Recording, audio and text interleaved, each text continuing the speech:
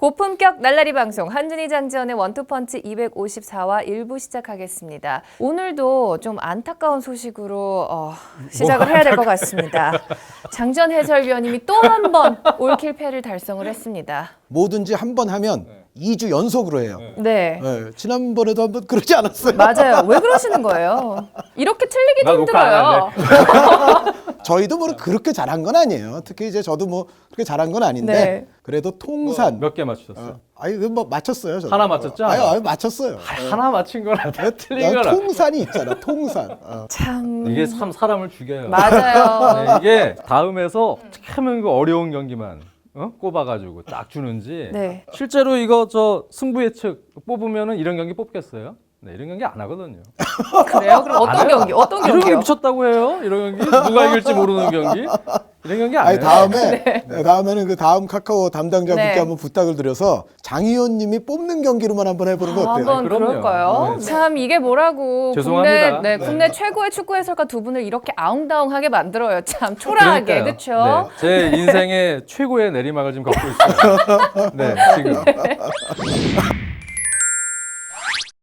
오늘 챔피언스리그 8강 2차전 경기 그렇습니다. 한 경기 픽 제가 해오셨죠? 승부 예측은 잘 못해도요. 분석이라도 좀 열심히 해보겠습니다. 제가 고른 경기는요. 네. 모나코와 도르트문트 경기. 네. 이 경기를 골랐습니다. 2003-2004 시즌 모나코가 결승에 올라갔을 때만큼이나 지금 스쿼드가 상당히 젊고 역동적이고 좋습니다. 그렇습니다. 그래서 또 모나코를 또 한번 돌이켜보는 마음에서 이 경기를 골랐습니다. 그리고 사실 그 상대였던 도르트문트가 이제 8강에 올라가면서 여러 가지 또 악재들이 있었잖아요. 그렇죠. 버스 그 폭발 사고도 있었고 또 이번 2차전에는 버스 지연까지 해서 뭐 이런 것들을 종합적으로 봤을 때 그 선수들의 그 집중력에는 분명히 영향을 줬을 그렇죠. 거라고 생각을 해요. 특히 1차전 같은 경우는 그 테러 이후에 선수들이 우리도 테러의 대상이 되는구나. 네. 잘못하면 우리도 죽을 수도 있겠구나. 그런 심리적 충격, 압박이 상당히 강했을 텐데 우에파가 바로 다음 날 그냥 경기를 배정했거든요. 네, 그 부분에 대해서는 저 개인적으로도 이건 좀 아니지 않나. 지긴 했습니다만 홈에서 3대2까지 따라 붙었습니다. 네. 그 상황에서 사실 원정골을 3골을 먹고 그리고 이제 다시 모나코 원정으로 지금 온 도르트문트이기 때문에 이 경기는 도르트문트 입장에서는 2대1로 이겨도 떨어집니다. 네. 3대2로 이겨서 연장을 가든지 아니면 뭐 4대3이나 이런 스코어를 만들어내든지 아니면 깨끗한 두 골 차를 내야죠. 그렇죠. 깨끗하게 2골 차 이상으로 승리를 해야 되는 경기입니다. 그래서 가장 기본적으로는 일단 2골, 최소한 2골을 넣어야 되는 1차 목표가 있습니다. 그래서 상당히 공격적으로 나오지 않을까 싶었어요. 이 경기는 모나코가 측면을 위시한 역습이 상당히 빠른 팀이고 그러다 보니까 구조적으로 사실 3백을 최근에 많이 구사하긴 했습니다만 도르트문트가 3백은 구조적으로 측면 역습에 좀 취약한 구조를 지니고는 있습니다. 현재 상황에서는 4백으로 경기에 나서지 않을까 싶었는데 3백으로 나섰어요. 피슈책 선수와 소크라티스 그리고 긴터 선수를 3백으로 놓고요. 그리고 하나 놀랬던 거는 교체로 출장도 하지 않고 경기 감각이 완전히 떨어진 상황에서 한 달 만에 바로 출장한 에릭 둠 선수를 선발로 기용을 했습니다. 오른쪽 윙백으로요. 게이루 선수가 왼쪽 윙백 역할. 그리고 여기 누리사인과 바이글 선수가 허리를 받치는 이러한 3백 전형이었는데 기본적으로는 글쎄요. 투엘 감독이 초반에 선수 구성 포메이션에 있어 약간 오류가 있지 않았나 저는 생각이 들어요. 역습 중에서도 현재 CD배가 못 나오는 오른쪽에서 CD배가 못 나오는 모나코는 왼쪽 공격이 주로 루트입니다. 그건 거의 예견된 상황이었거든요. 맨디 르마라인. 네, 맨디와 르마가 있는 왼쪽 루트. 이 루트가 거의 주 루트가 될 것으로 보였는데 그쪽에 지금 경기 감각이 떨어져 있는 에릭 둠 선수를 윙백에 배출시켰거든요. 그래서 그 부분은 상당히 좀 무리수가 아니었나라는 생각을 하면서 일단 경기에 들어갔고요. 모나코는 전체적으로 주도권보다는 볼을 뺏어낸 이후에 빠른 측면 전환 역습입니다. 이 르마 선수와 이쪽에서 지금 오바랩 조금 보이죠? 네, 이 맨디 선수.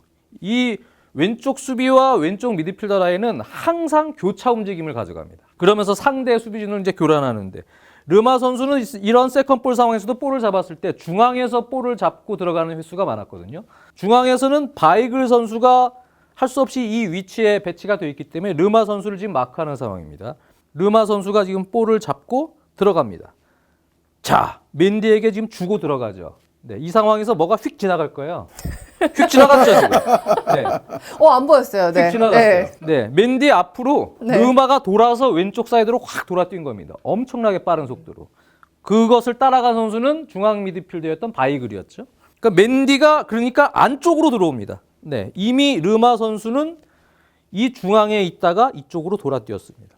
네, 그러다 보니까 중앙에서 이 르마를 커버하던 바이글 선수는 한쪽으로 쏠려서 이쪽으로 갈 수밖에 없죠. 그러면 어떻게 됩니까? 누리사인 혼자서 수비를 하는 네, 이쪽 공간이 열리게 됩니다. 워낙 빠른 선수다 보니까 3백이 그냥 뒤로 물러설 수밖에 없어요. 또 투톱을 견제해야 되는 상황이다 보니까. 네. 그 상황에서 뭐 이거 공간 나오니까 그냥 때렸죠. 네. 뽕! 리바운드. 이게 너무 컸죠. 음바페 바로 들어갑니다. 네. 19살. 그렇습니다. 음바페 선수가 리바운드 골입니다. 그동안 모나코 경기들을 쭉 연구를 했다면 이 부분에 대한 집중적인 좀 수비에서의 준비가 있었어야 되는데 투엘 감독이 너무 좀 섣부르게 나온 것 같아요. 2분 30초인가요? 아까 골을 먹었죠? 계속 역습을 당해요. 네.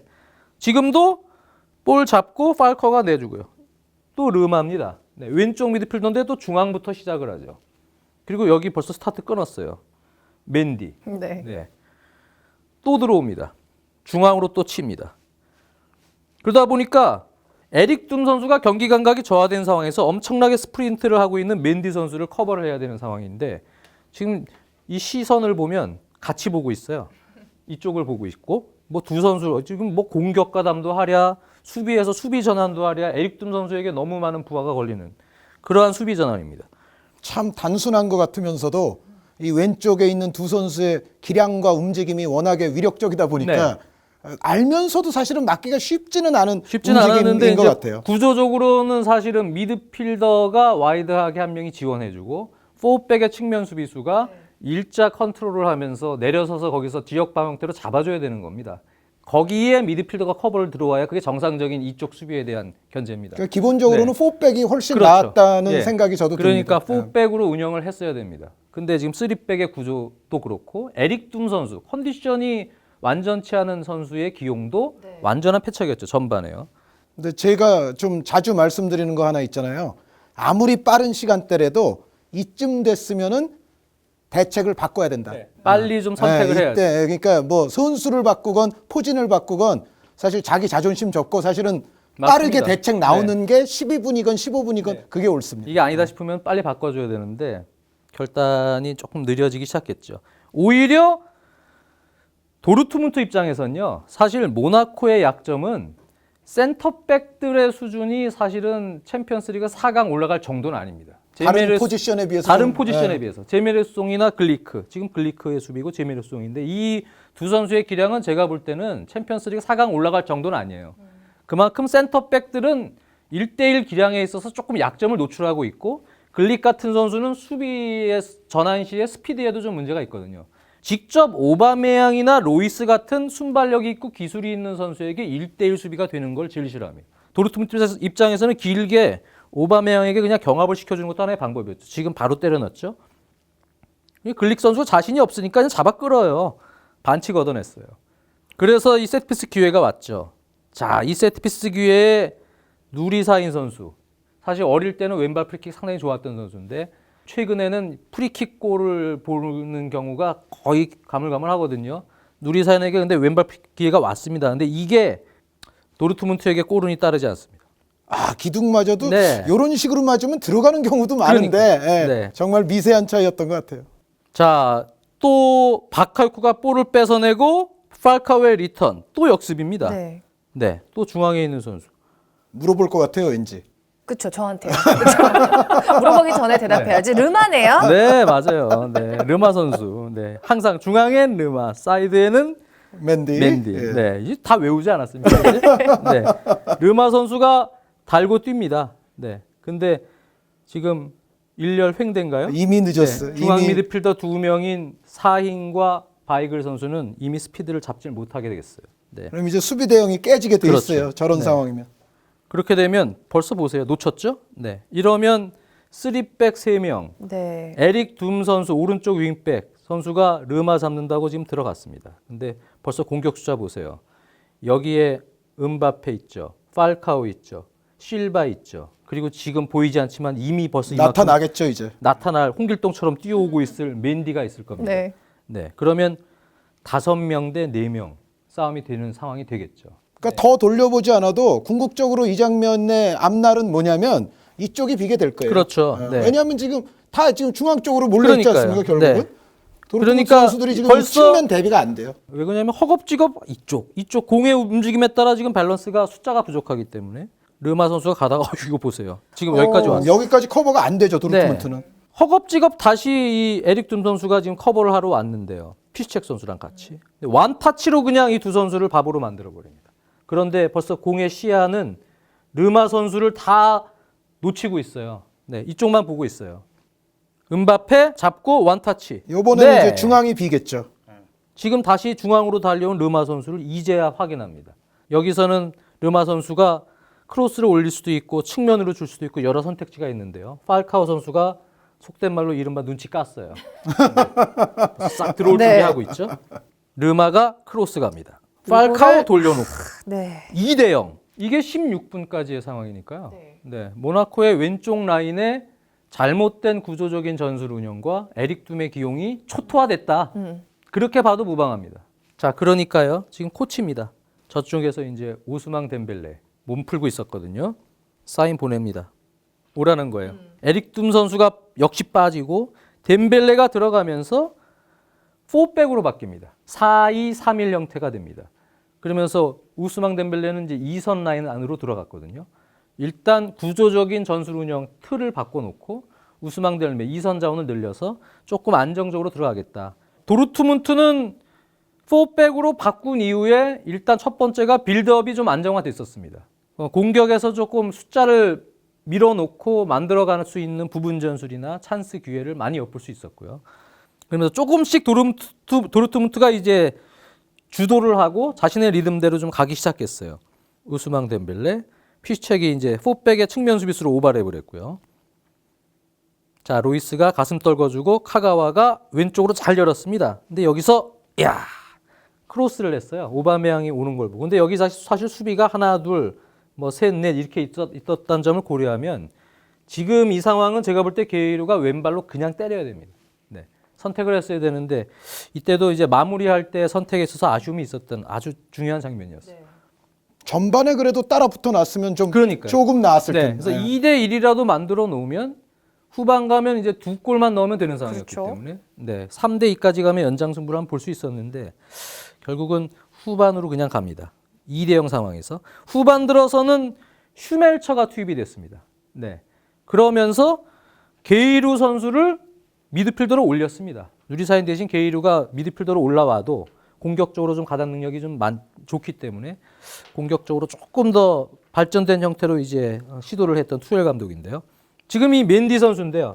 맨디 선수가 이번 조별리그 때부터 토너먼트 경기들을 쭉 보면 공격 상당히 좋은데요. 근데 1대1 수비에서 항상 노출이 많습니다. 수비적인 부분에서는 조금 단점이 있거든요. 지금도 오스망 덴벨레의 이 엇박자 드리블에 속습니다. 속죠. 한번 등을 네. 보이게 되면 이제 따라잡기 뚫립니다. 어려워지죠. 여기서 득점이 됩니다. 네, 로이스 선수가 원터치로 바로 득점을 하면서 2대 1까지 따라붙는데요. 모나코가 4강을 가더라도 수비 쪽에 있어서는 이제 간혹 저런 1대 1에서의 미스들이 나온다. 워낙 무게중심 자체가 공격적으로 가 있는 선수들입니다. 그러다 보니까 그런 단점들이 노출이 됐던 실점입니다. 근데 모나코의 매력은 계속 봐왔지만 화끈함이잖아요. 화끈하죠. 지금 초반에 도르트문트가 분위기를 잡고 점유를 완전히 잡고 가는데도 르마와 맨디 라인이 워낙 위력적이기 때문에 쉽게 분위기 자체를 완전히 내주진 않아요. 간헐적으로 계속 왼손 훅은 계속 날리고 있는. 그게 날카로우니까. 네, 모나코입니다. 지금도 이제 주도권은 도르트문트가 잡고 있는데 또 끊었죠. 네, 이 선수는 이제 맨디 선수. 여긴 27번 르마입니다. 네, 왼쪽 라인. 또 왼쪽 라인이 위협적으로 역습이 들어갑니다. 쭉 직선 패스. 르마가 뛰고요. 같이 옆에서 음바페가 뛰죠. 쇄도합니다. 이것도 아주 좋은 찬스죠. 정말 빠른 역습이 왼쪽 라인에서 간헐적으로 왼손 훅이 들어가기 때문에 위험 부담을 지금 안고 도르트문트는 그래도 주도하면서 경기를 좀 추가골을 넣으려고 계속 노력을 했었습니다. 네. 그런데 이런 흐름이 한 25분 가량 계속 지속이 돼요. 계속 주도해서 빌드업 체제로 뭔가 만들려는 노력인데 도르트문트는 확실한 찬스를 못 만들고 오히려 결국은- 간헐적으로 모나코에게 역습을 당하고 이 상황에서 결국은 지금 80분까지 그 상황이 갔거든요. 그러니까 사실은 75분 전에 흐름상 도르트문트는 2대1을 만들어 놨어야 됩니다. 그래야 이제 남은 시간에 좀 반전을 놓을 텐데 계속 좋은 찬스를 못 만들다가 지금 피스첵 선수인데요. 네. 르마 선수 앞에서 좀 결정적인 실책을 합니다. 네, 르마가 지금 끊어냈죠. 그냥 사실- 돌진하고요. 모나코가 자, 노리고 있는 게 이런 건데. 예. 르마 선수 크로스가 전체적으로 이날 또 골은 자체도 도르트문트에게 좋지 않았어요.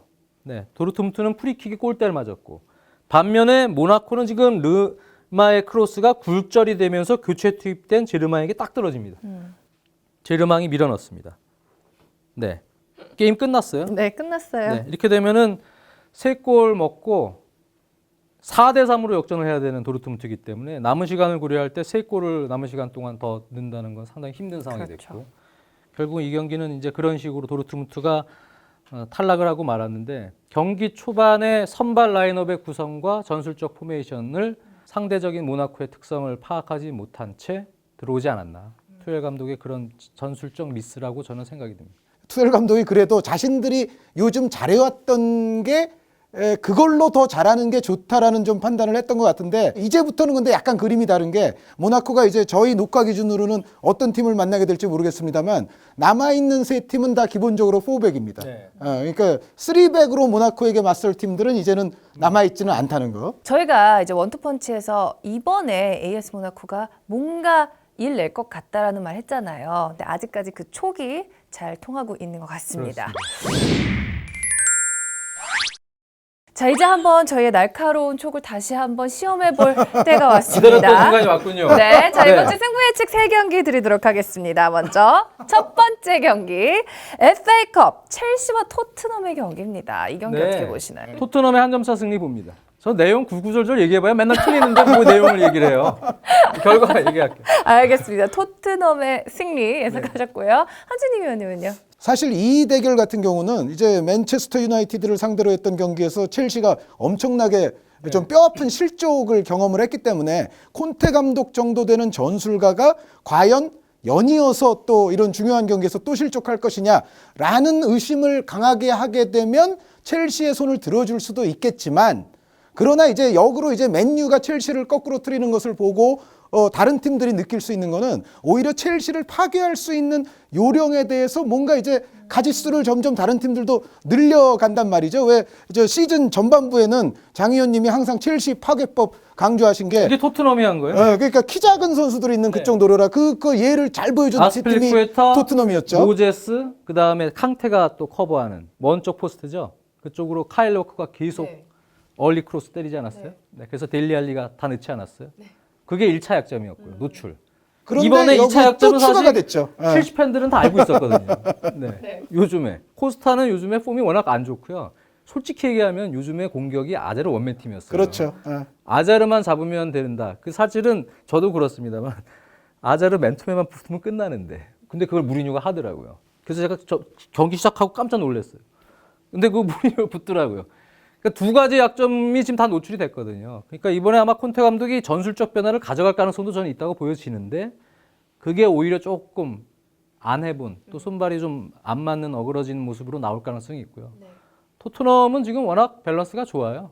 네, 그래서 제가 보면은 토트넘이 이길 것 같아요. 그 저기 설명 안 하신다고 그랬는데 제가 던져드리니까는 결국은 받아서 설명을 길게 아니 본인한테 하셨어요? 기회를 드렸을 때 하지 굳이 한준희 위원님 예측하시는데 그걸 최근 아니 안 할라 그랬어요. 안 할라 그랬는데 얘기가 나왔길래 그냥 아니 그래요. 하는 김에 근데 이제 어떻게 하게 됐는데 말은 결국 똑같아요. 그러니까 첼시의 약점을 전반부에 토트넘이 이제 알아챈 바도 있었는데 그게 아주 좋은 이그샘플, 좋은 예였지 않습니까? 그런데 여기에 이제 맨유가 그런 거를 뭔가 더 추가해 줬단 말이죠. 그래서 지금은 잘 연구해서 잘 준비하는 또 포체티노 감독의 스타일이 지금 상황에서는 포체티노가 약간 더 우위의 기반을 갖고 있다라는 게 제 생각인데 지금 뭐 내용이 똑같습니다. 그래서 저도 사실은 토트넘 승으로 보고 싶습니다. 당신은 무슨 저는 첼시 승리요. 예? 첼시 승리요. 저는 어떻게 되든 다 좋아요. 네. 토트넘이 저는- 이기면 네. 맞춰서 좋고 네. 첼시 이겨도 뭐 그냥 좀 나쁘지 않아요. 알겠습니다. 자, 두 번째 경기로 넘어갈게요. 저희가 K리그 경기 승부 예측의 승률이 그렇게 좋지가 않거든요. 물론 몇 경기 안 했지만. 어려워요. 네. 이번 시즌이. 자, 이번 이 경기 어떨까요? 전북과 포항의 네. 대결. 제가 역대급 시즌이 될 것이다. 그러니까 전북 정도가 아마 조금 일강처럼 올라오겠지만 나머지 팀들은 대혼전이 될 것이다. 제가 분명히 얘기했습니다. 양동현 살 거라고. 예. 양동현 상당히 좋다. 지금 연습 훈련 때. 그리고 최순호 감독 스타일이요. 박스 안에서 힘을 비축했다가 거기서 골을 넣을 때 집중해야 된다라는 지론이 있는 분이에요. 네. 그게요. 제가 보면 양동현이 날 딱 들어맞아요. 그렇죠. 네. 그래서 양동현을 제가 살렸다고 보여지거든요. 네. 근데 그럼에도 불구하고 전북 승부입니다. 뭐라 할 말이 왜냐하면 없네요. 지금 포항도 좋긴 한데요. 원정 때는 조금 경기력이 좀 힘든 경우가 있고요. 전북이 지금 수비진 부상이 있어도 네. 그래서 선충이 그래도 좋아요. 다른 선수들이 잘해주고 있고 워낙 뭐 중심축 자체는 아직 살아있다고 보여집니다.